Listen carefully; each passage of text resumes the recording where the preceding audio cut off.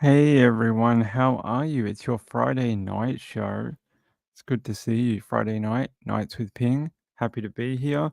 I woke up early today so I could make sure I didn't have to do a late show as the only show for tonight because of how much news broke overnight, especially some really big news out of Kentucky. Not Kentucky. Yeah, no. I don't know where I am. Whatever state it is, we'll find out. Uh, yeah, so I woke up real early this morning and I wanted to make sure we didn't miss the 9 o'clock show. So waking up on a Saturday morning was hard. I wanted to sleep in, but let's get the show underway. That's right, it's Tennessee, not Kentucky. The wrong one. It's the other way around. All right, we might as well start with the big one. We might as well start with the really, really big one that everyone probably already knows because it's 9 o'clock at night. But Riley Strain found in the Cumberland River today. Every time I finish a show for like the last 2 weeks, I ask that, tomorrow was the day that he would be found. And today it was it. So we'll go into it in a second. LMS83 said, "Hey everyone, interview was good. Hopefully I got the job. See, I told you. I told you the love and wishes from Ping would mean you were going to get the job. So you're going to get the job, I promise. Believe in the Ping good vibes and it'll happen for you." DJ was here. Reeby, Marilyn Landis, Nana Lana, Love Lighthouses, Peekaboo Cockatiel, Sherry Runs Late, LMS, Jojo. It's a quiet night tonight. I don't know where everyone is. Everyone's having the night off, apparently. All right, let's get into it. So, apparently, early this morning in Tennessee, there was a company that works further down the river. They were doing their sort of part of checking their shoreline, and they were saying that this has happened before, and they know sort of the routine to go out and check every day, and that they moved an item, and unfortunately, Riley's body floated up after they moved the item out of the water. So he was snagged or trapped by something under the water, and that's why no one could find him for a while because they think he was probably there for at least a little bit. Not sure how long, but a little bit. He was found wearing the shirt he went missing in. I'm not going to say I told you so. I'm just going to say that. Just going to say, sometimes we should all take a step back. And yeah, they confirmed that. They confirmed that there was no foul play, but the body had experienced some trauma. I would suggest that that's probably about right, seeing how far he fell then into that water. It's a bit of a distance, and we all saw the rocks and debris and trees and concrete stuff. And he's been in a river for 2 weeks, so some trauma I would expect to be there. And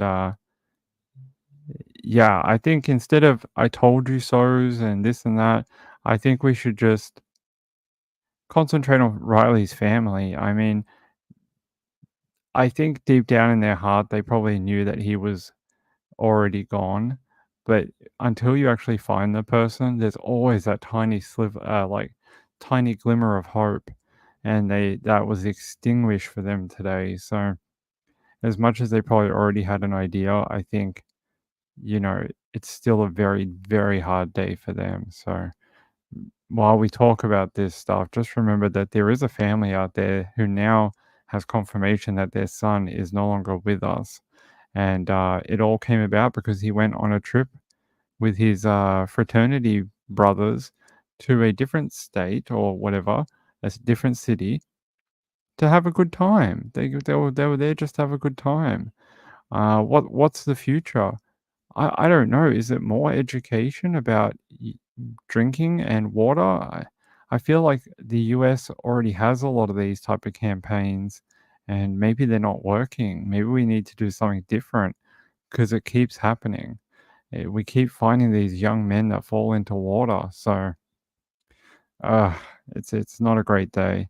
Peekaboo Cockatiel says, "Does anyone know the woman that was found in the river while looking for Riley? Does anyone know?" It wasn't a woman. It ended up being a male. Ended up being a Hispanic male. We did read about it a little while ago. Yes, and he was wearing his watch and had phone.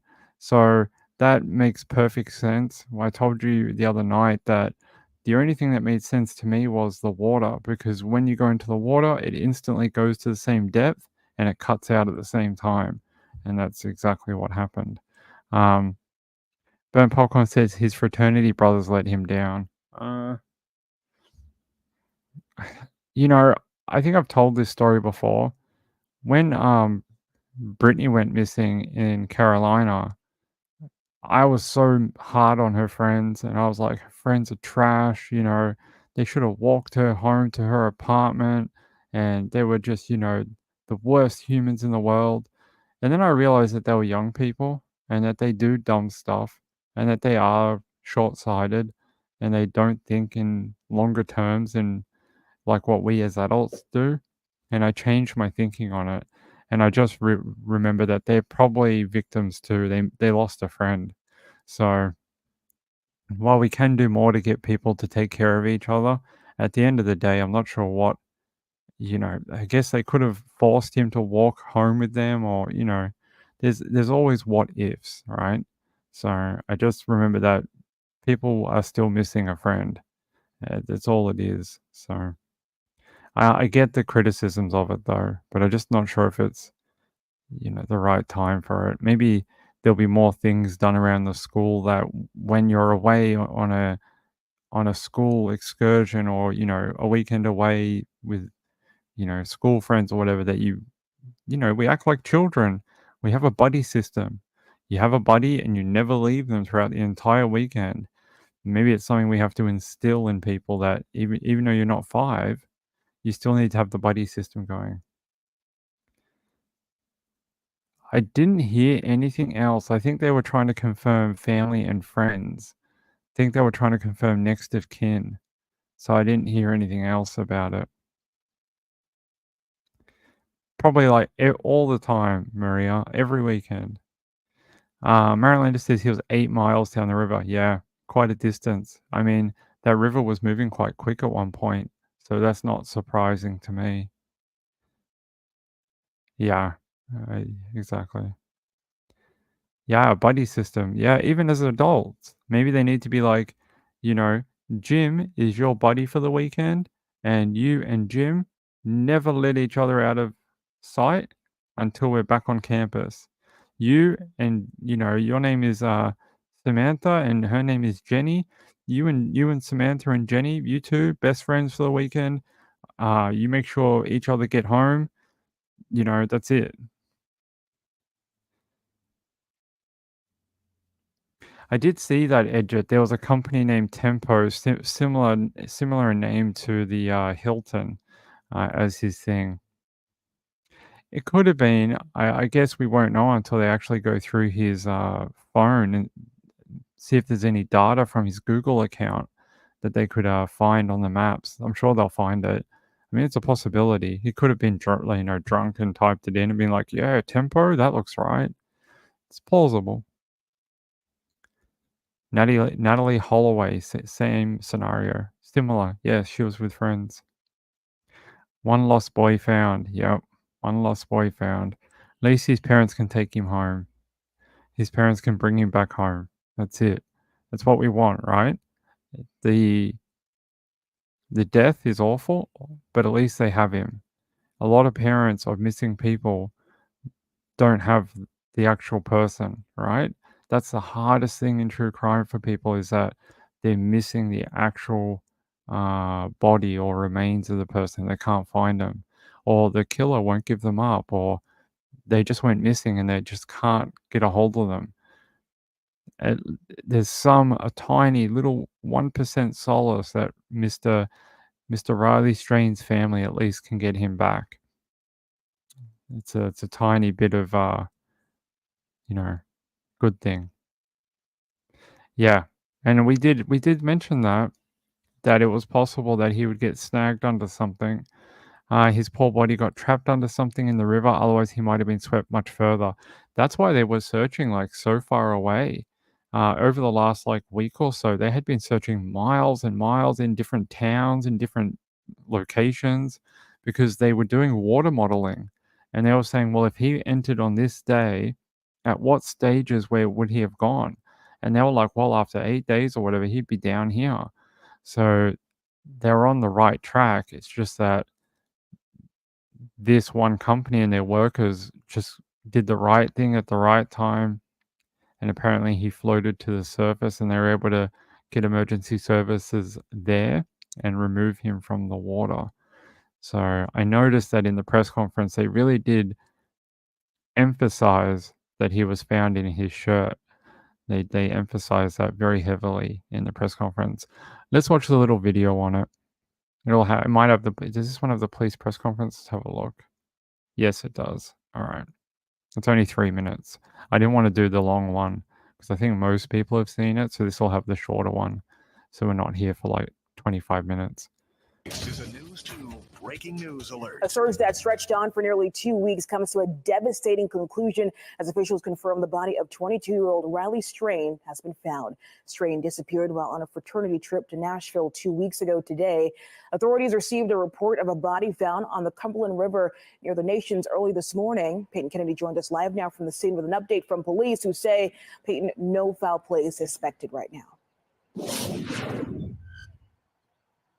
Nikhil, exactly right. And over these past 2 weeks, we have really witnessed strength in numbers. Multiple local agencies, the United Cajun Navy, and volunteers have all come together on this search. And now because of it, Riley Strain's family has some closure. So we are told that businesses in the Nations area of Nashville have routinely been checking the water about 8 miles from where Riley was last seen in downtown Nashville. Around 7:30 this morning, employees from a business near 61st Avenue North reported a body in the river as they were moving a piece of equipment. A large police presence followed, and by 9:30, a medical examiner left the scene, and it was confirmed that that man was Riley Strain. We heard from the Metro Nashville Police Department shortly after. Chief John Drake shared that it appears there are no signs of foul play, and they have no reason to believe that Riley simply did not just fall into the river. According to Chief Drake, Riley was dressed as he was last seen. Take a listen. There are no signs of foul play at this time, according to the examination here at the riverbank. Mr. Strain still had the shirt on that he was wearing, still had the watch, and other identifying factors that helped us identify who he is. And thousands of people across the country have been touched by this case, but of course, no one more than Riley's family, who have been here in Nashville helping the search since they learned that Riley was missing 2 weeks ago. A heartbreaking outcome, but closure for them. Live in Nashville, Peyton Kennedy, News 2. Thank you, Peyton. And let's go to Blake Easton at the WKRN.com alert desk now with the timeline of Riley's disappearance to where we are today, 2 weeks later. Blake. Hey, good morning to you, Nikhil. Heartbreaking ending on the day that would mark 2 weeks since his disappearance in downtown Nashville. So let's walk you through how we got here today. Friday, March 8th, 22-year-old Riley Strain was reportedly kicked out of Luke Bryan's Broadway bar. He was last seen on surveillance video crossing First Avenue to North Gay Street. Now, 2 weeks later, his body recovered from the Cumberland River near the Nation's neighborhood. In the time in between, new video surveillance would come to light, hoping to give investigators some insight into where Riley went after he was last seen. Crews would spend days and even weeks now searching the Cumberland River, stretching over 40 miles to the Cheatham Dam. Today, a call came into police reporting a body was found in the Cumberland River around 7:30 this morning. A few hours later, police would confirm it to be Riley Strain. Strain was in town for a fraternity conference. He was a senior at the University of Missouri. Our latest coverage on this story can be found at WKRN.com. And we expect to have reaction from Riley's family and the University of Missouri later on today. We also have a special tab on our website. There you go. There's the little news one. I didn't want to run a really long one, but the interesting thing here, I think if we can show it again. Let me see if I can find it. Where is it? There. There you go. You guys can see the map. So last seen here, and his body made it all the way around the bend and down here. I think the answer was staring us in the face the whole time. It was when he was puking over the edge. He must have lost his balance and somehow fell in. I don't know if maybe he tried to, whatever, and he just fell in. And there was a lady that saw him puking over the edge of into the river. So I think the answer was staring us in the face the whole time. Unfortunately, not what we want to see. We'd like to bring these people home alive. Unfortunately, 2 weeks today. I'm just glad they found him. You know, it could have been so much worse if he had made it, maybe even further down the stream. If he wasn't snagged up here, maybe they never find him. You know, there's people that fall into rivers all the time and they're never found. So all we can say is by the grace of God, something happened and he got caught up over here, and they were able to, this great company who is doing their part for the community was able to come out and check their stuff, check their equipment, move things around, and they found him. So, got to say thanks to that company. They solved the issue today for everyone. It will. Hey, Ryan, thanks for being here. I appreciate it. I think it will too, and we'll find out more. And but there's a TV show that did a lot on male drowning deaths across America, and some of the conditions that they found in is quite tough because they hit things, concrete, trees, stuff like that, and their bodies can get quite banged up in the water. And that's sort of what they were saying today. He did have some trauma, and maybe that is either from falling that great distance into the water, or it's from being in the water for a period of time. Very distressing to hear. Hey, Mamma Mia, how are you, my friend? Good to have you here on a Friday night. We got a lot of news to go through tonight. I don't know how much more you want me to do. I can do Riley's family speaking, but it's up to you guys. I know some people have already seen it, but I'm happy to show you his mum. We'll do this one. It's only a minute. We'll do this one from WKRN again. The body of missing college student Riley Strain has been located. Now his family is thanking the community and asking for time to grieve. Good evening, everyone. Welcome to News 2 at 6. I'm Bob Mueller. And I'm Haley Wilgus. This all started on March 8th when Strain was escorted out of Luke's 32 Bridge at 9:35 p.m. He was last seen on a surveillance camera at 9:52 walking along Gay Street. Minutes later, his phone stopped pinging. Then on March 17th, crews found his debit card on an embankment along the Cumberland River. Metro Police tell us the 2-week search ended this morning when Riley's body was discovered in the Cumberland River near the Nation's neighborhood. Just here, Sarah Smith is live tonight to explain what his family had to say about the discovery. Sarah?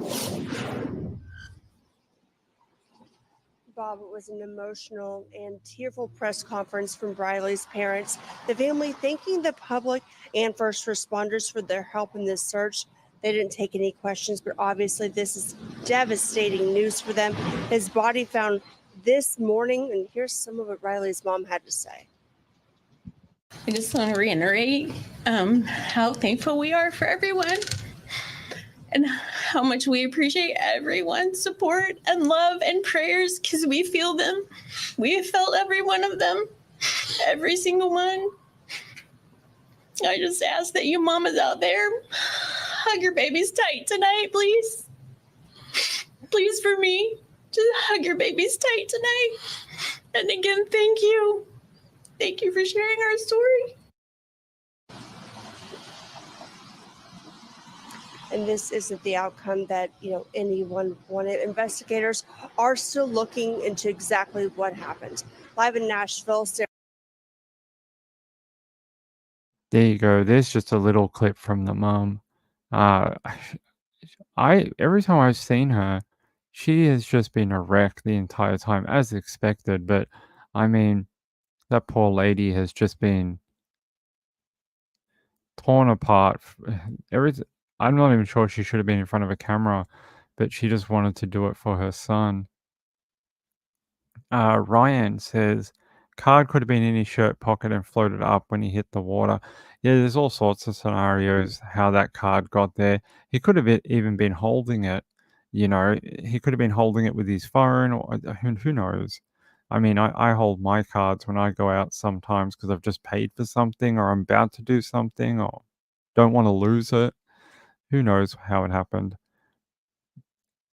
Yeah, I know he was just about to leave college and go off to live his life. That's very hard to hear. Yeah, I mean, now they have to travel home. At least they can at least they're not gonna travel home without Riley, but they will go home with him. At least they're able to take him back home. That's the solace I take from it, is that they're not one of these families who comes into search and don't find anything and have to travel back all the way home with nothing, no answers. At least they get an answer. Moonshadow says Riley and Kylie are whooping it up in the netherworld. Yes, they probably met each other and probably like, oh man, how did we find ourselves here? Let's see. Must have something like that, I think. We'll find out. We'll find out what kind of condition his shirt was in and stuff like that. But I think this one, Miss Murphy in Australia, and a few others we've done recently, I think just shows you got to be really careful with what's reported and by who. We've had a few different things come out about a few different cases. And then by the time we get to the end and the person is found or someone is charged, we find out half the stuff we heard is just nonsense and rubbish. So it just pays to be critical with the information that we get and to just use our thinking brains and just try and dissect things that we hear and not just take it for granted. And I just hope we don't get many more. It's so early in the year and we've had so many tragic deaths already. It's like, how many more are we going to get? And it's probably like, this is probably not the last one, unfortunately. It would be nice. It would be nice if we didn't get any more. Mara Lander says, I don't get why he was down the river. It's because of the flow speed of the river. It was probably moving quite a lot with how much water was in it at the time. They said it was like 30% fuller at the time that Riley went missing, and it was probably flowing pretty fast. Apparently, it's a pretty fast river at times, so he probably just got taken down the river. Huh. I know, right? That's horrible. If you didn't see the news today out of the Commonwealth, uh, Princess Catherine was missing for a while, and people were coming up with conspiracy theories and this and that. Ended up being that she'd had abdominal surgery. People sort of knew that she'd had surgery, but apparently, after that surgery, they found that she had cancer, and they are putting her on chemotherapy to treat that as a precaution. So then everyone was so mean to her, and she's going through one of the hardest battles of her life right now while looking after 3 young kids. And you can say, well, she's a royal. She has lots of money and carers and nannies, and she's still a person. And doesn't matter how much money she still has the same emotions and fears that we all do.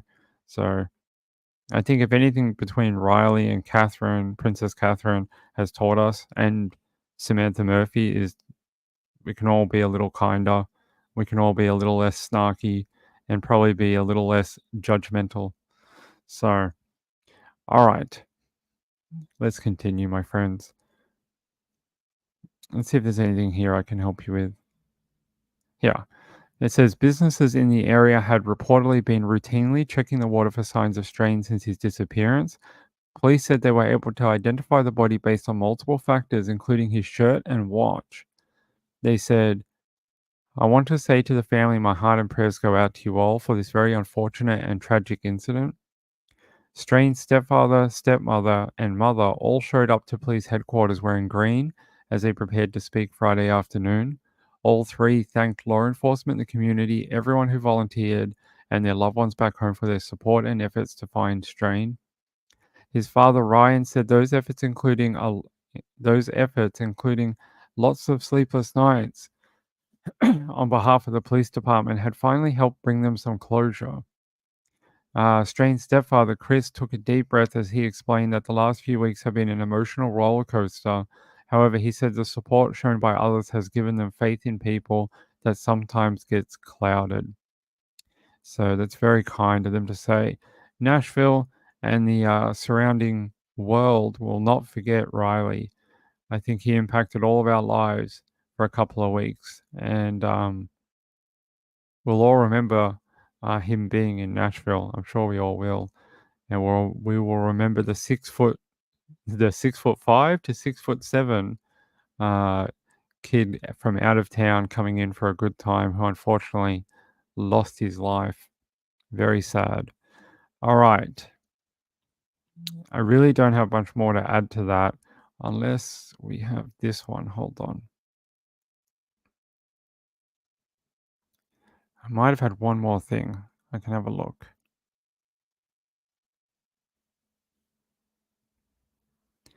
No, yes. They did a vigil today in the evening for Riley. A candlelight vigil held on Nashville's Gay Street. And that was this evening, 51 minutes ago. I think I can show you a little bit of it here.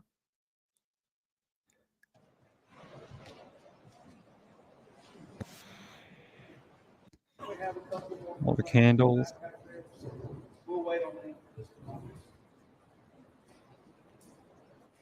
Look at this sweet little girl there with her candle. What a cutie.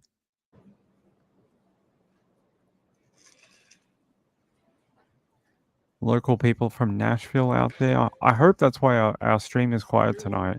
I hope the people that we have coming from Nashville are out there.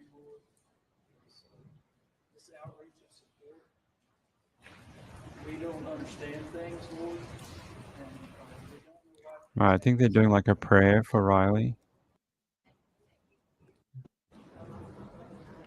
Look at all the different types of people, different walks of life that have come out to support the family and The city of Nashville, the media, Instagram, TikTok, everybody. We've been on an incredible feed, the stories from all the mama bears and how they love, and I felt guilty like that and make it.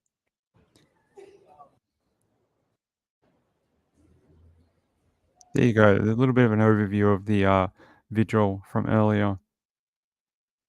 Hey, Mamma Mia. I'm trying to watch Ping and 2020 special on Ruby Frank. Oh, yeah. Ruby Frankie. Hey, Marjorie. I know. It is awful what happened to her. You don't like press conferences. Yeah, I agree, Marilyn Landis. I think anywhere you have more than a couple of deaths every year from people falling in, especially young men, you need to have more surveillance so we don't have to go on a 2-week guessing game of Cluedo all over the interwebs. If there was a security camera down there pointed on the water, we would have already known what happened to Riley, and they would have been like, oh, let's go search for him. So maybe the city of Nashville can spare some money to install some cameras down in some locations near the water. I'm sure they already do have some in some places, but maybe down in that area would be good too. Let's see. Hey, Emily Narb, how are you? Moonshadow says, very heartwarming for the family to see all the people praying for their child. I know, right? How great of the Nashville and wider community to come out and do that for the family. I hope that's why our Nashville people are not here tonight. There's a lot of people out there. I don't know why this guy only ever said TikTok. He had a strange fascination with TikTok, although the YouTubers were the first ones that talked about Riley. Not complaining. I'm just saying I find it a bit odd. Because yeah, we were the first ones talking about it, not the TikTokers. But that's all right. We don't do it for thanks or whatever. We just do it to help. just to get people's names out there every day. I wanted to. Is there an overview shot? I wanted to see if there was an overview shot of everyone. No? You're gonna do spinny spinny? Alright. Fine. Don't be my friend. Alright, we'll have to change track. Hey, Mary L. Oh, I'm sorry you haven't been able to comment. I hope you're doing alright. Hope you're not sick or something. Hey, Amy says, let's hope Sebastian is found next. There is some weird stuff going on in Sebastian's case. I hope he is found. His dad was out there again today, searching Parkland for his son. The fact that we found, or they were able to find Riley in a body of water in a major city in the US faster than they could find Sebastian in a smaller town. I mean, there's something off. There's something really odd about that to me. Very strange. Very, very strange. And I hope they get to the bottom of it soon. Sebastian deserves to come back home as well to his dad. So I hope that is very soon. I hope it's before Easter. That would be nice. And then we have little Elijah, and I hope they find him too. I think they're getting closer with Elijah. I think they sort of have an area. They know where he might be. They just don't have a exact area, like small enough that they can search. I think they sort of have 100 square miles sort of area, but they don't have a very, tiny area where they can put some manpower into it. And Caleb, yeah, there is some movement in that case I saw today. Caleb Harris. I saw something about it today. There's a new reward for Caleb Harris' safe return. Family sets reward at $25,000 for information in Caleb's disappearance. We can have a look at that if you'd like. As soon as this ad is done. Come on, ad. First at 5, still no sign of a 21-year-old New Braunfels native gone for nearly 3 weeks. Search efforts for the Texas A&M Corpus Christi student Caleb Harris have had no luck. And his parents tell our John Paul Barajas they're not giving up hope. And now they're even offering an incentive for others to bring him home. A lot of it's speculation, but he was either taken or he was outside and saw something he shouldn't have seen. We just don't know. Lots of questions surround the disappearance of 21-year-old Caleb Harris. Caleb's dad, Randy, says his son was reported missing March 4th in Corpus Christi after his college roommates said they couldn't find him. His wallet was left, his keys were left, his shoes were, he was barefooted, truck was locked. He'd taken the dog out for a walk. The dog made it back to the apartment, but he did not. Corpus Christi police say they have searched hundreds of acres surrounding the 21-year-old's apartment complex on the 1900 block of Ennis Jocelyn Drive, checked surrounding apartments and interviewed his roommates, friends, and family, but have still had no luck solving his disappearance. As we approach 3 weeks, is there any lost hope that you will be reunited again? Not at all. Not at all. We're confident. We're confident in the authorities and the amount of people and volunteers that we have, that somebody knows something, and that's what we're looking for. His parents describe Caleb as a fun-loving person who had many talents, from fishing to football, with aspirations of getting an environmental science degree and plans of becoming a game warden. If there's something you could say to him right now, what would it be? That we love him and that he needs to do everything he can do to fight to get out of the situation he's in and come home. And mom and dad are also trying to find ways of getting their son home, now offering a $25,000 reward for information for a safe return. John Paul Barajas, KSAT 12 News. There you go. Another very strange disappearance. Caleb had just come back from walking his pet dog.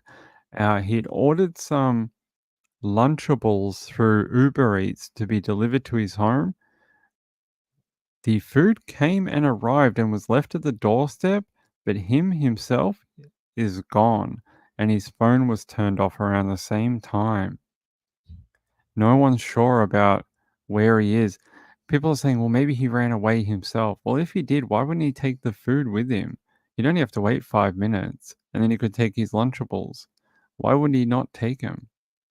I don't understand how that makes much sense. Now, they have investigated the Uber Eats driver. That Uber Eats driver was checked out.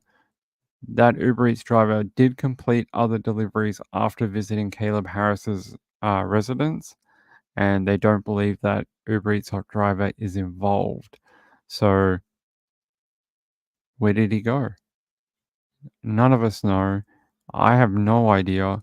It's really confusing, and now they're apparently searching areas far outside of his local area. They are checking other suburbs, different police departments, all sorts of stuff to try and find Caleb. But yeah, so it says Caleb left behind his keys, vehicle, wallet. He had his phone with him, but it is now turned off. He had taken his dog for a walk, and the dog made it back to the apartment, but he did not. And the food was left on the front doorstep. So apparently the police department had done an initial exhaustive but unsuccessful search of hundreds of acres surrounding his apartment, and they haven't found anything. They've searched other buildings on campus and other accommodation nearby. No sign of Caleb Harris at all.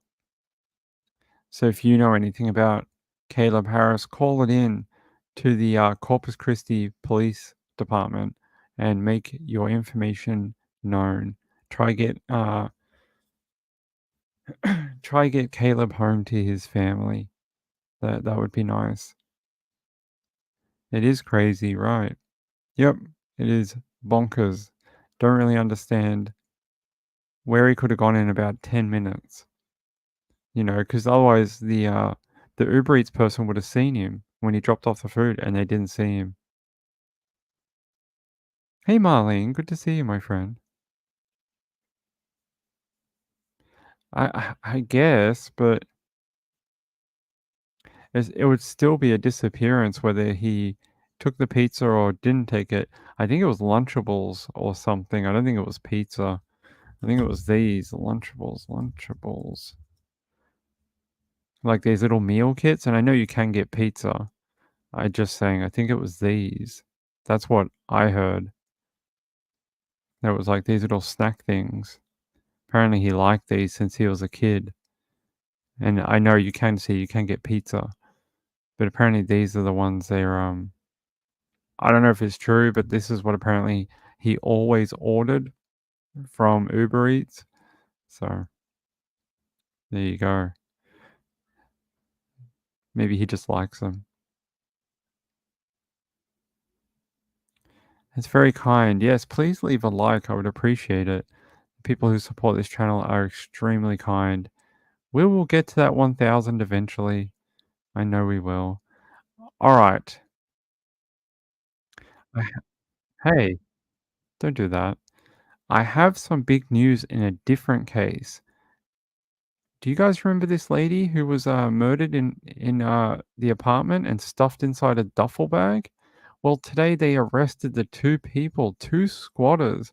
This situation took a turn. It was nothing like we thought. Originally, they said she was subleasing the apartment. No, that's not what happened. Well, sort of. We read it wrong. She was not subletting to live there. She was subletting the apartment to someone else. Her mother owned that apartment, and she was getting it ready to sublet it to a friend. That's what was happening. She came back off holidays. She was going to go to the apartment to, tidy it up and clean it so that her friend could move in a few days. Not her. She wasn't moving in. It's her mother's apartment. She just looks after it now after her mother is gone. And she had gone there after a period of not going to the property for a few months, and two squatters had moved in. And when she entered the home, they attacked her and killed her because I don't know why. I guess maybe they didn't want to be found out. So I'm going to read it to you here. We can watch it. It's only a minute. Now to our breaking news. Squatters accused of killing a woman who encountered them in her late mother's apartment in Kips Bay are now in police custody. Investigative reporter Dan Kraus live in the newsroom with those breaking details. Hi there, Dan. Hi, Janice. This is one of a handful of high-profile stories involving squatters that we've been covering over the past few days. The suspects, ages 16 and 19 years old, were captured in York, Pennsylvania, which is about 2 hours west of Philadelphia. Take a look. Police say they're wanting a connection with the brutal death of Nadia Vittel. She lives in Spain and traveled to her mother's apartment in Kips Bay last week. It's an apartment that had been empty for a few months since her mother's death. Police say when Vittel arrived, she found 2 squatters inside the 19th floor apartment. A struggle broke out and the victim was slammed against the wall and died of blunt force trauma to the head. Her body then stuffed inside a duffel bag. Police say the suspects then stole the victim's car, crashed it in Pennsylvania, and then took off. We spoke with the building superintendent last night, who said he has no idea how the squatters knew her apartment was empty. I'm wondering how they knew, about this apartment. How they picked it? Oh, yeah. Yeah. Because it doesn't seem like they were just trying out other apartments. It was like they just went straight up to the 19th floor. Unfortunately, local police in Pennsylvania did not run the license plate of the stolen car until the day after the crash, which gave the 2 the opportunity to take off. That is, until the U.S. Marshals Service caught up with them over the past few hours. We'll have much more for you on this developing story beginning later today. So there you go. It wasn't what we thought it was. It was, right. That explains how the superintendent knew her. Yeah, this was one of these situations where news was breaking so quickly, some of the information got jumbled up. Amy 007 says they probably followed her. What? No, I think the apartment had been empty for a while. They figured out that it had been empty, and they moved themselves in, thinking that it was abandoned. And then she came back to check on it to give to a friend. They got surprised, and then they attacked and maybe accidentally killed her. I don't know if they meant to, but they slammed her into a wall, and it killed her. Apparently, it cracked the wall too. That's how much force was used. They said the suspects were caught Friday in York by members of the U.S. Marshals Regional Fugitive Task Force just before 11 a.m. It says Haley Tejada and Kensley Alston, 18, were wanted in connection for the brutal death of Nadia Vittel. They're both being held on a local charge of receiving stolen property for possession of the victim's stolen Lexus. Both are being held pending extradition for the murder. Vittel's arrived in the country from Spain last week to prepare the East 31st Street apartment for a family friend. It was owned by her mother and had been vacant for the past 3 to 4 months. Instead, she discovered that the man and woman were living inside. A struggle broke out and the victim was slammed against the wall and died of blunt force trauma to the head before her body was stuffed inside a duffel bag. The suspect stole her Lexus and fled across the George Washington Bridge through New Jersey to Pennsylvania, where they crashed in Lower Paxton Township, just outside Harrisburg. Unfortunately, local police in Pennsylvania did not run the license plate until the day after the crash, giving the 2 the opportunity to run away. Detectives recorded surveillance video of the 2 visiting multiple car dealerships, attempting to buy a new car for $1,000. They were not successful. It says Vittel's body was found in a duffel bag last Thursday by her concerned son, who accessed the apartment with the superintendent and other family members after not hearing from her for 2 days. What an awful story. Hold on, guys. Give me 1 second.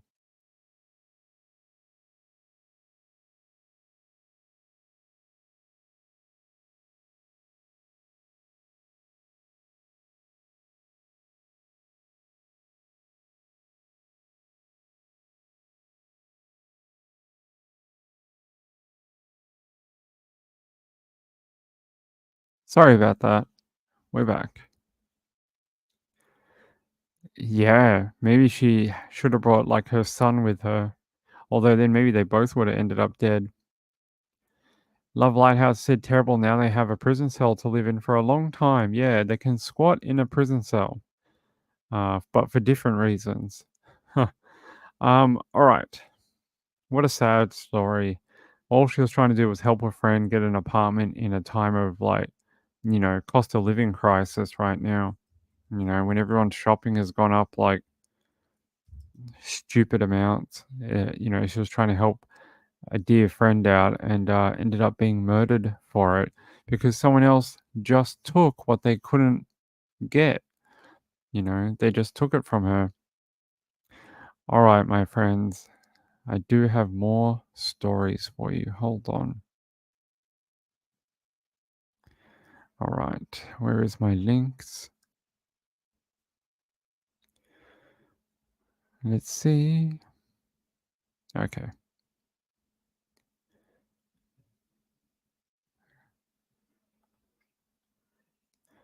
Just seeing if I can CBS 8.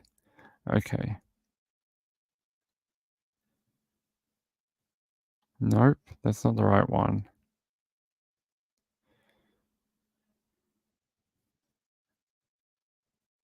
Never actually met her in person.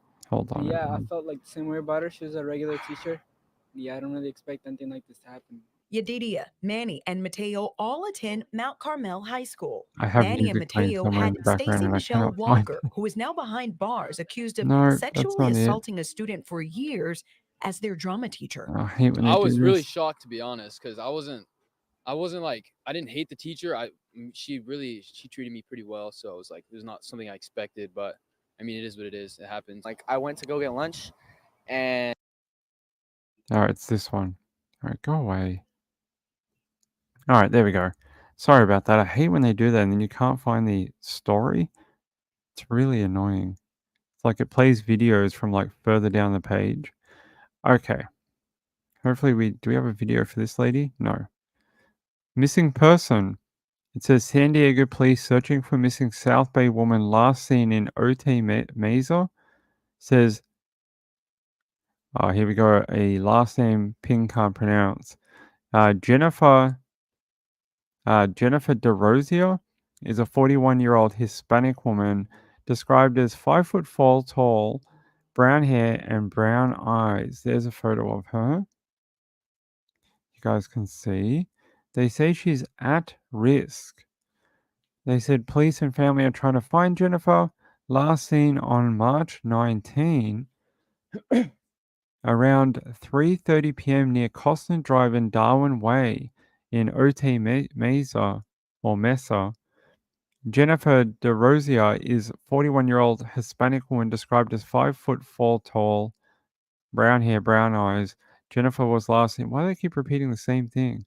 Was last seen in, wearing an unknown colored t-shirt with maroon and black checkered lounge pants. This is very vague. If anyone has information related to Jennifer's whereabouts, please contact the San Diego Police Department's Communications Division at 619-531-2000, reference case number 24-500-446. There you go. And this is the tweet they put out. It's we need your help finding Jennifer DeRosia, and she is last seen on the 19th of the 3rd around 3:30 p.m. at Costner Drive and Darwin Way. That's the only photo we have of her. That looks like an Uber photo, like, from an Uber driver. That's sort of what it looks like. But there's no other, there's no media report or anything. Hold on. No, that's it. There's nothing else about her. Let me put her into Twitter and see if there is anything about her.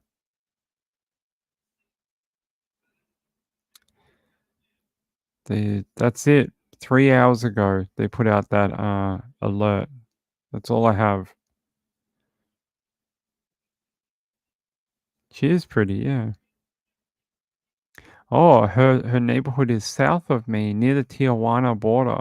Ah, thank you for that information. Hey, Diana, how are you? It's good to see you. I hope you've been okay. I haven't seen you for a while. Hope you've been doing good. By the way, I want to thank everyone. You guys destroyed my comments over the last 3 days. I literally have, hold on, I'll tell you. 65 comments to go through and reply to everyone. You guys have left so many town names and suggestions and stuff. I've never seen so many emails pop up in my email in like 4 or 5 days. So thank you very much. That is awesome. And thank you for leaving so many comments and town names. We're going to turn them into thumbnails for you. So today is San Diego. Yes, San Diego is tonight's one. And you may see your town name on the thumbnail coming soon. But keep leaving those comments and I will catch up with them. I was not expecting that many. It's a lot. But thank you. That's not a bad thing. Let me see. What did someone asked a question? Where is this? This is in, what is this neighborhood called? Otay Mesa or Mesa? Don't know if I'm pronouncing that correctly, but I'll put it in the chat on the screen. Hold on.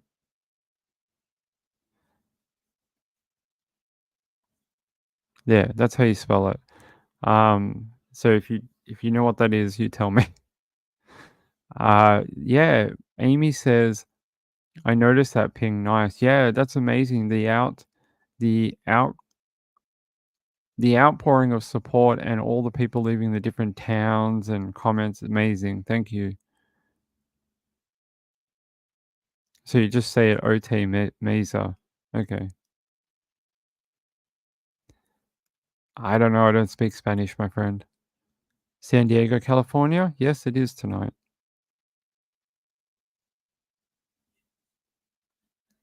Oh, she was here earlier, right? Hold on. I'm pretty sure. Didn't I say hello to her when we got in tonight? Yeah. There you go. That's from the start of the show. There she is. She probably just fell asleep. She gets quite tired late at night.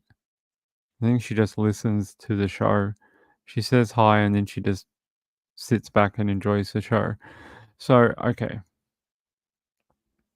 A table-shaped hill. Okay. All right. So, yes, if you've seen this lovely lady, Jennifer DeRosier, please call it in to the San Diego Police Department. She is considered missing at risk. This is a brand new alert only 3 hours ago. So they really, really want to track her down and find her, get her home to her family and friends. All right, let's see what else we have for you, lovely people. Actually, I had something saved for you guys. Hold on. Let me see if I can find it. Had a story I came across and I saved it. I bookmarked it because I wanted to show you all. Let's see if we can find it.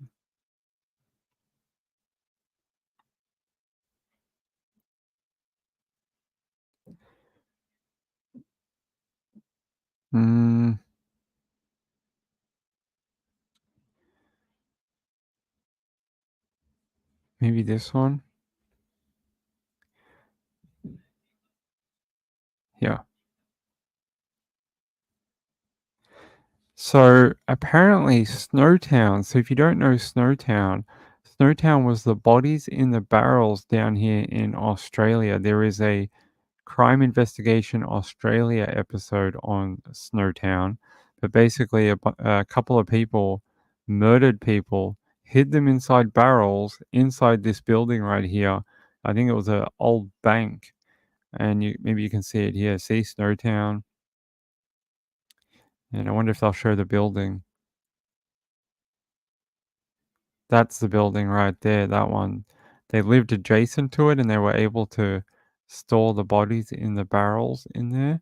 And it became one of the earliest sort of, urban legend type killing stories in Australia.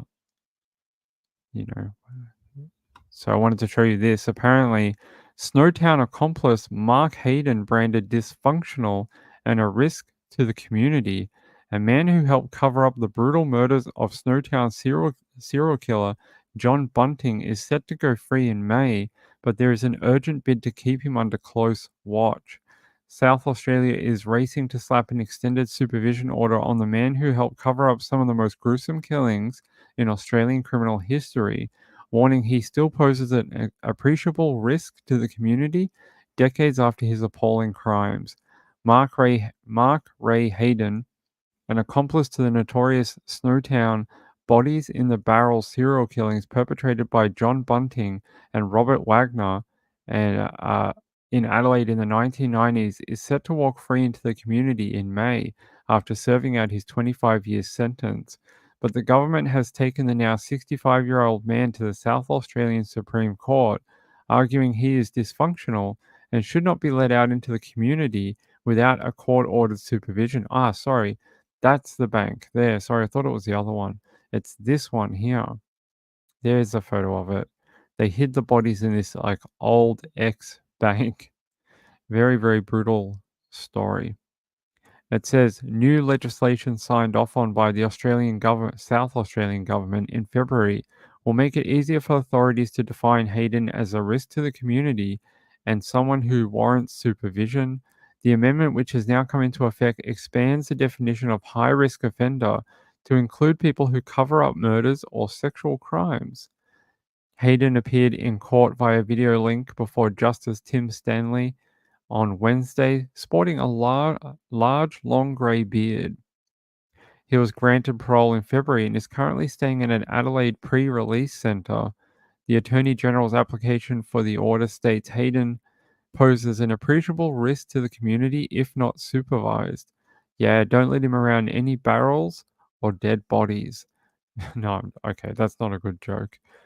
The respondent was willing to continue his assistance in relation to the murders committed by the principal offenders over a substantial period of time. The respondent's offering was attributed to some extent to his dysfunctional personality. Yeah, apparently he just lived a very sheltered life and didn't develop the same social skills and life skills that the rest of us have to. So there's a photo of Mark Hayden. He's the guy here in the front. And John Bunting is wearing the glasses at the back. He was the actual murderer. This guy just helped cover it up. And they want to keep him in prison for a longer period of time. Let me see if I can find something. Does everyone know Snowtown in the chat? I know a lot of you may.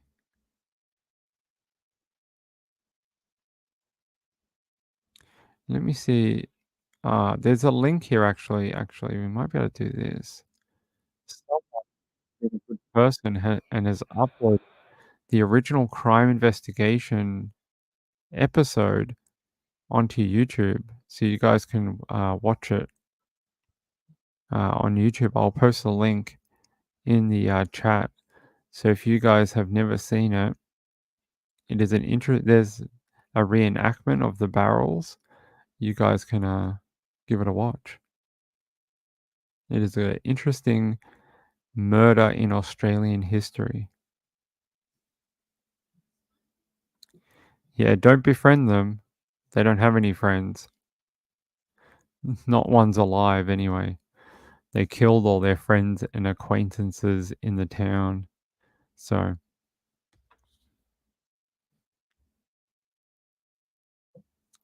Marjorie says, where do we put the town name suggestions? You can put them in the comments after the show or in the chat. If Rebe is here, she might see them. But normally in the comments once the show is finished, so Rebe can go back and find them when she's not busy. But yeah, we would love to have your town represented on the thumbnail one night for sure. So yeah, they put them in these barrels, and did they use the wrong chemical too?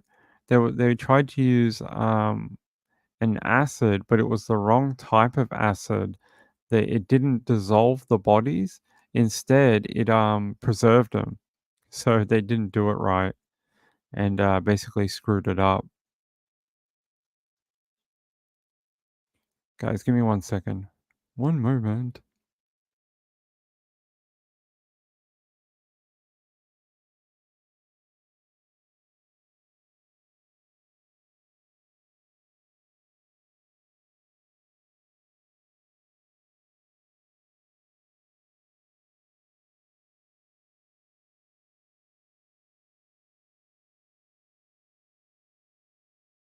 All right, there we go. We're back. Sorry about that. Yeah, give that episode a watch. Yeah, I'm pretty sure they used the wrong type of can't remember what it was, but instead of using the one that actually dissolves human flesh, they used one that turned them into mummies. So their evidence was still in the barrels many years later, and that's how they got busted. Well, that and having bodies in barrels and people being missing. But yeah, there you go. Give that episode a watch. That is in the chat. Sometime when you have some free time. Where's my link? Yeah, there's the link in case the chat doesn't come up. You can just type that in. Someone uploaded it. Thanks for that, whoever did that. All right, let me get you another story for your Friday night. Okay, let's see what else we have. We done her. Okay, this one.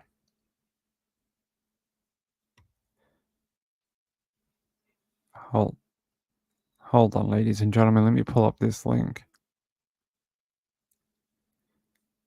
Yes. Okay. Fox 13 News in Utah.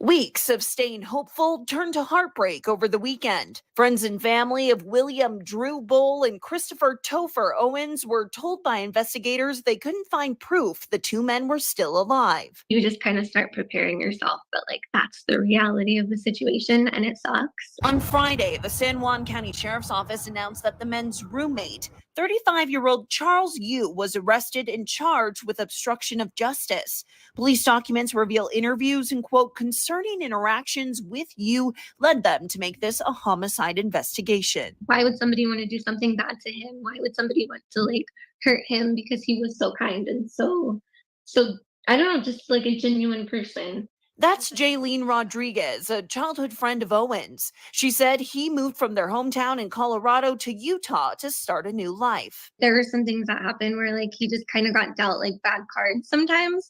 But he was like the most resilient person ever. Bull's wife, Isabel, isn't ready for an interview, but shared a statement with Fox 13 News, writing, "I'm devastated and heartbroken. Me and his family can't believe this has happened and just want him home. He didn't deserve this. He was such a lovable person and always wanted to help people. We love and miss him so much." Anyone who knows anything is encouraged to call the sheriff's office. Out of all the people for that to happen to, like, you never want it to happen to anybody, but it's just so sad because I feel like he's been through so much and gotten over so much that at some point, like, you just wish that life would be a little more fair. Emily Tenser, Fox 13 News, Utah. Okay, so let's explain what that was. It says weeks after a pair of Utah men went missing and a homicide investigation was opened, their bodies were located by officials.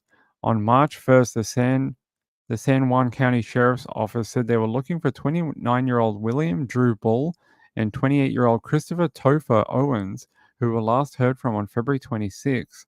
About a week later, police classified the case as a homicide investigation and announced the arrest of 35-year-old Charles Youngkoom Yu, the roommate of the two men.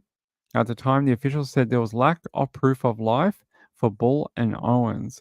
On Friday, officials said law enforcement recovered the bodies of the two men. Further details such as where the men were found and a possible cause of death were not made immediately available. The bodies of Bull and Owens were taken to the office of the medical examiner for further investigation, and officials said family members had been notified of the discovery. The investigation is active and ongoing with numerous allied agencies involved.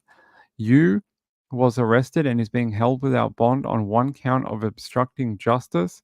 Friends and family spoke to Fox 13 News about the disappearance and ultimate homicide investigation involving Bull and Owens, saying they were devastated by the loss and had more questions and answers about what happened.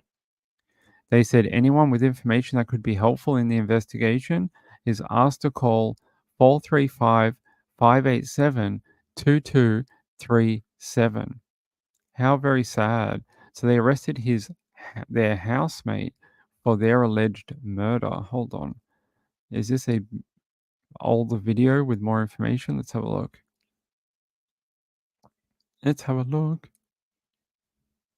Or is this- 2 weeks after a pair of men in Blanding went missing, their roommate has now been arrested for obstruction of justice, and police say the case is now a homicide investigation. It was March 1st when the San Juan County Sheriff's Office said they were looking for 29-year-old William Drew Bull and 28-year-old Christopher Topher Owens, last seen in February.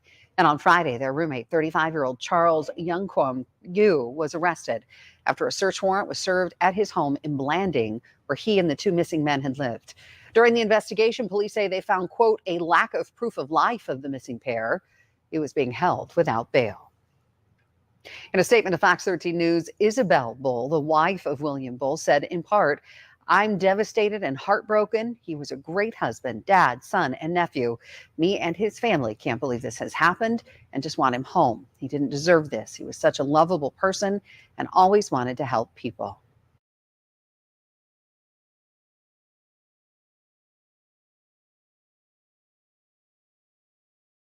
You feel like Trisha now, who stays indoors and never goes anywhere. Fair enough. You have to keep safe, I guess. Hi, penguin. Meow, meow, meow, meow, meow. That's what I see when the penguin's on the screen. Meow, meow, meow, meow. Hey, Lux, good to see you. So I don't know if we're going to do a late show tonight. I don't know if people are tired and would prefer to have a sleep in on a Saturday. You guys will have to let me know. Yeah, you guys will have to let me know. It's been a long week for everyone, so I wouldn't be upset if people wanted to go to bed early tonight. I'm just trying to have a look at something. So if everyone is aware, tonight in Russia, there was a terrorist attack. And I know a lot of people are watching the coverage with agenda-free TV right now. Really awful what happened. Some of the video out on social media showing people being gunned down, people huddled in corners and being shot and killed, even while saying no, no, no, and then being executed. I mean, really, really awful. Even if it is Russia, they're still innocent people, right? We should be very concerned. Marilanda says yes, 40 killed, 100 injured. Yeah. Oh, you hadn't heard, Danny Mitchell? I mean, I can show you quickly. Hold on.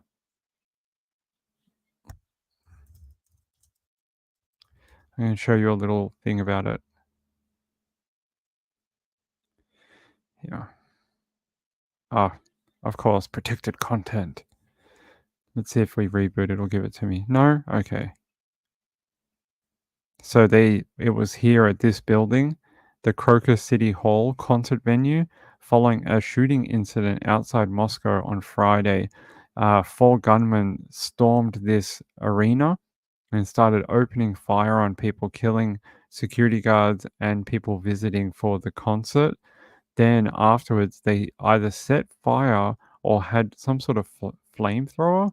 There's some speculation they had some sort of device like that, but they set fire to the building afterwards. They escaped, and now the police are on the hunt for them.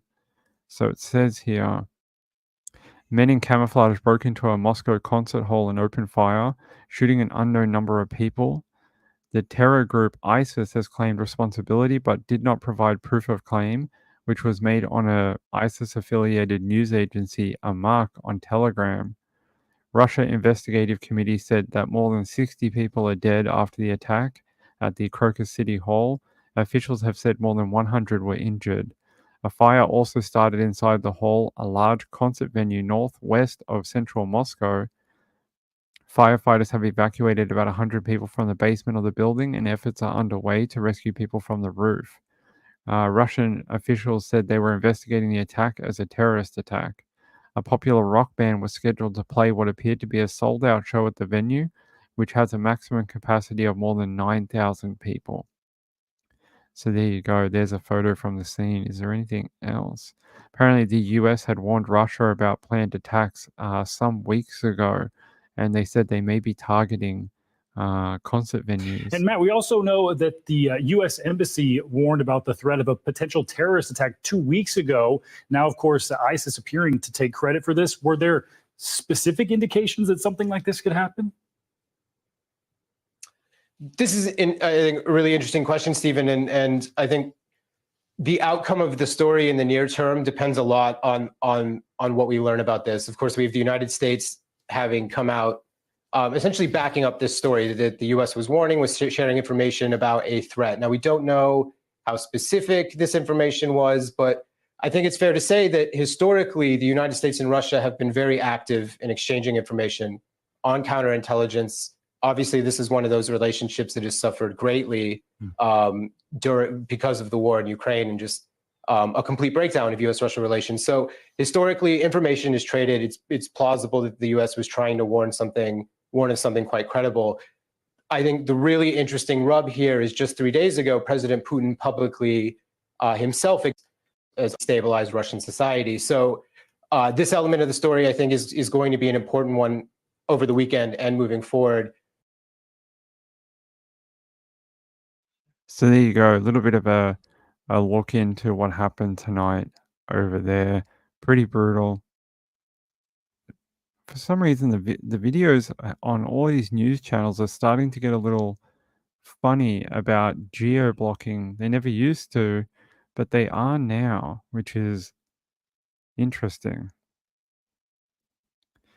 I'll just see if I have anything. They said the search continues for the attackers. That was posted not long ago, about 1 minute ago. It's reported earlier by Reuters that the fate of the attackers was unclear and that they are still searching for them. A grainy picture was published by some Russian media outlets reportedly of 2 attackers in a white car. The search for the attackers reportedly continues, but Russian authorities are yet to comment on any developments. So they are still searching for the people. I'm just trying to see if we...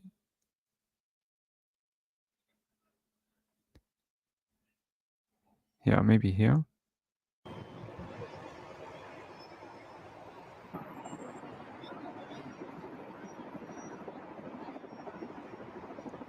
This is them doing like the water drop on the building that's on fire. Yeah, Steve Lookner had it earlier. He had a similar view.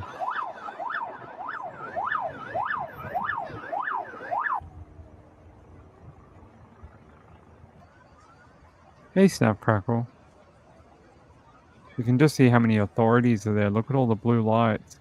Army, military.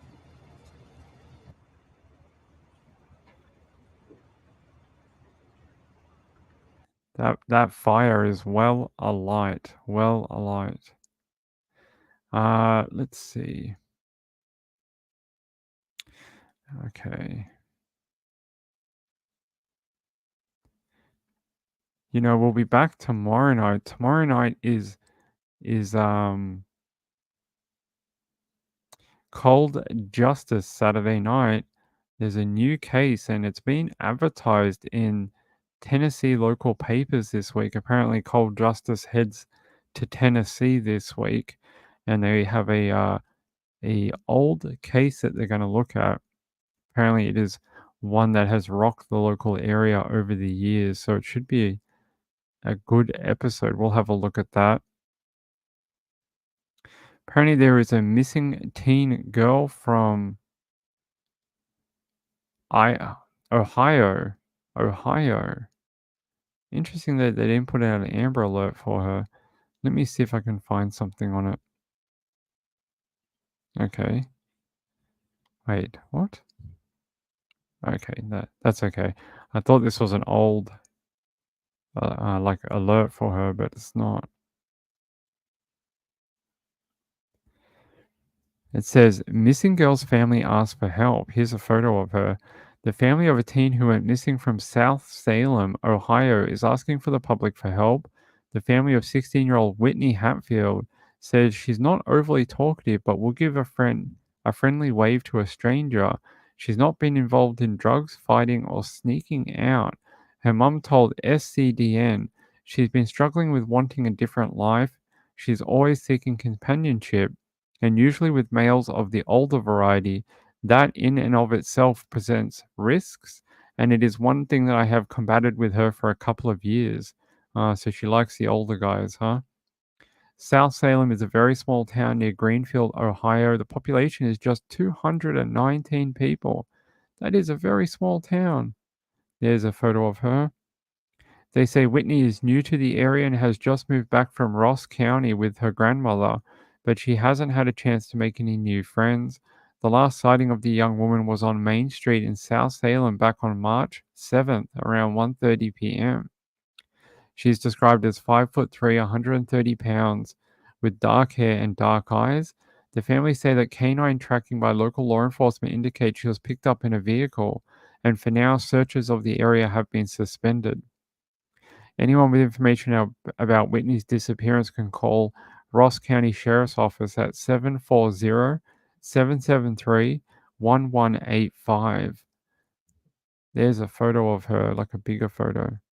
So if you're in this tiny little town in Ohio and you've seen Whitney, call it in. Call it in. There's another photo of her. Whitney Hatfield. Is there anything else about her?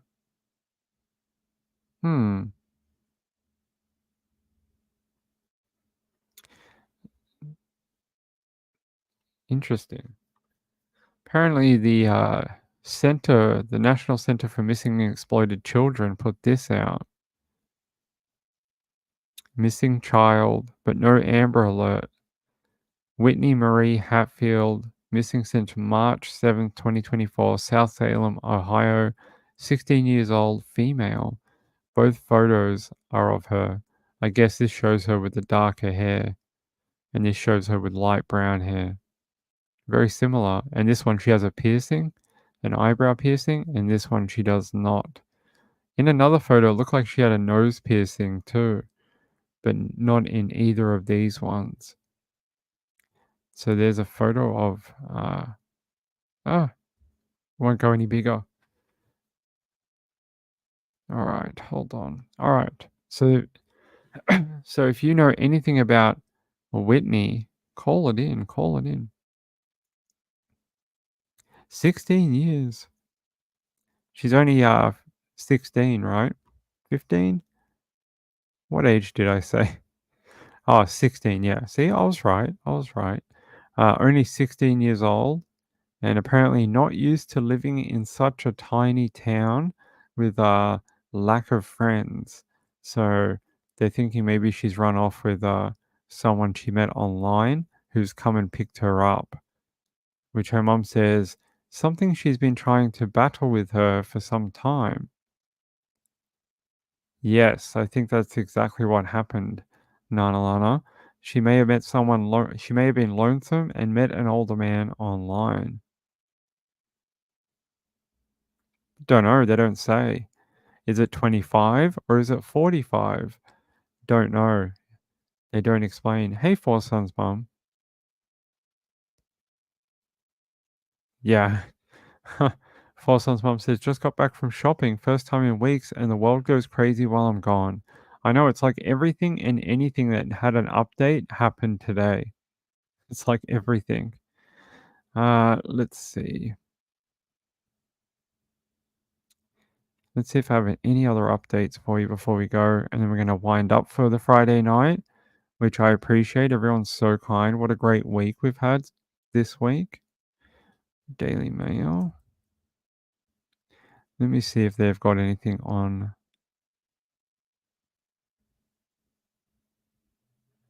No, they are focused on the princess and the royal family. and her cancer diagnosis, which is very sad. And I'm sure Trisha's going to talk to you about Ruby Frankie after we get off here. I'm sure of it. I'm sure that's exactly what she's going to talk to you about. Wow, I didn't know this. Hold on. To finish the show, let's do something different.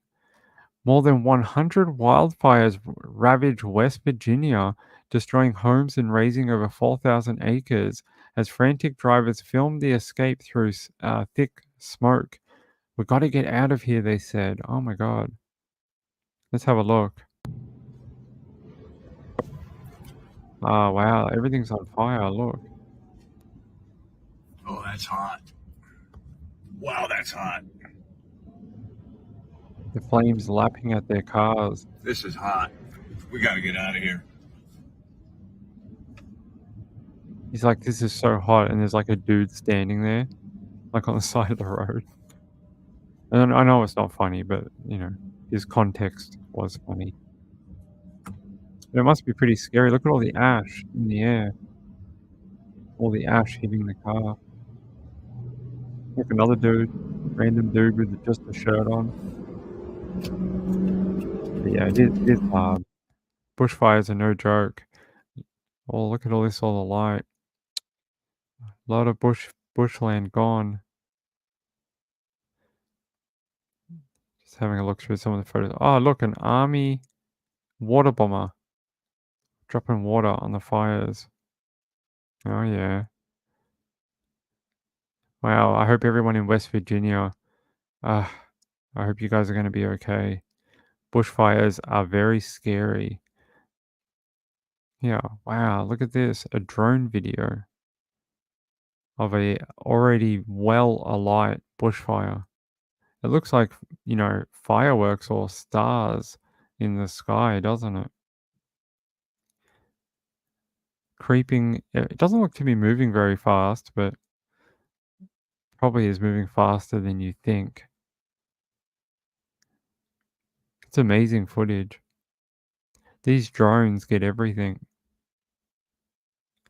I hope everyone in West Virginia is going to be okay. We don't want their houses burning down. And thank you to all the emergency service, the firefighters, all the, you know, volunteer fire brigade, and all the military who are helping, all the National Guard, everyone who's out there fighting these fires. Wow, look at that. At night. Look at all the spot fires. Jeez. Well, I hope West Virginia, please get through this. That's horrible.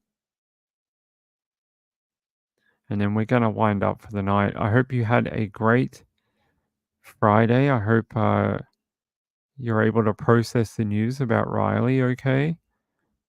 And we still got 2 other missing kids we've got to look out for. Sebastian Rogers and Elijah Vu. We've got to look out for those 2 now. Looking out for a woman between the ages of 750,000 to 1 mil. Okay. Laura G says it's been dry and windy in the area recently. There's also a fire in Howard County, MD, too, but not that big. Yeah, Paul Riley. Hey, JDR. Good to see you. Hope you had a good Friday. Nalana says, my ex and I drove through the fires in Florida once. It was scary, I bet. I know bushfires are not something to laugh about. All right, we'll wrap up. I want to thank Sean for being... Sean wrote, excess luggage fee on his donation. Thank you, Sean. I appreciate that. That is very kind. It is very kind of you. Yeah, if you... Hopefully we'll have the ending video back. They're telling me it should be resolved by the end of the week. So hopefully for the Sunday Nights with Ping, it'll be back again, which would help a lot. It would really help because we use Canva every day to do thumbnails and videos, and so not having it right now is a pain in the bum. It's really annoying. And I like saying thank you to everyone. Everyone's so sweet. Everyone's so kind and supports us, and that's the smallest thing I can do is put their name on the ending video every night. Literally, the smallest thing I can do to say thank you. So it's annoying that we can't do it right now. All right, we're going to wrap up for the night. Oh, wait. Sorry, hold on. Something just went crazy. My whole thing just flashed. Hold on. Okay. That's a what do you call it? Ko-fi? Well, why do people call it coffee? Is it coffee or Ko-fi? Someone must have sent a Ko-fi. Hold on. It just went like a slot machine. I didn't know it did that. Hold on. Who was this, my friend? Oh, it's a Love Lighthouses. Thank you. That's very sweet of you. They say, thank you, Ping. Appreciate all you do keeping us informed of latest news. Plus, I always get a giggle every show. Thank you. Thank you. Thank you for being a supporter of the channel. I do appreciate it. I hope I'll have the ending video back up by the end of the week. I really do. Yes, thank you guys. I guess we're not going to do a late show tonight. I think everyone should have a sleep in and a night off. There's not a lot of news tonight anyway, other than Riley's stuff. So I'll let you guys go head over to Trish, and then you guys can go hang out with Steve Lookner on Agenda Free TV if you want to keep up with the Russian situation. Has he finished, or is he done? Did he finish for the night, or is he continuing? Does anyone know? If not, that's okay. Yeah, I think everyone said don't worry about it for tonight, but I'm just trying to read a couple of comments. Marjorie says we have big storms heading this way from the west, so hopefully that will help. Hopefully that'll kill off some of the fire. That would be great. All right, guys, I'll let you go over to Trish. Thank you. Thank you, everyone. I'll see you tomorrow night for Cold Justice Saturday night, okay? Love you all. Have a great start to your weekend. And thanks for being here and being awesome. See you later, everyone. Good night. Good night. Bye-bye. Bye.